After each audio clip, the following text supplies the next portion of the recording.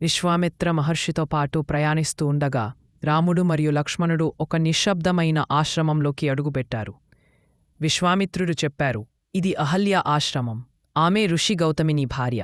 ఒకప్పుడు అందం, గౌరవానికి ప్రతీక.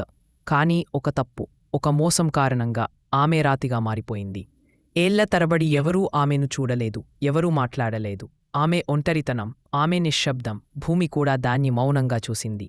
కాని ఆ శాపంలో ఒక ఆశ ఉంది. విష్ణువు మనుష్య రూపంలో ఈ ఆశ్రమంలో అడుగుపెట్టితే ఆమె విముక్తి పొందుతుందని. రాముడు అడుగుపెట్టగానే ఆ ఆశ్రమం అంతా దివ్యకాంతితో నిండిపోయింది. ఆ రాతి కదిలి క్రమంగా అహల్య రూపం తిరిగి వచ్చింది. ఆమె కళ్ళలో కన్నీళ్లు, కాని హృదయంలో కృతజ్ఞత. ఆమె రాముని ముందు నమస్కరించింది.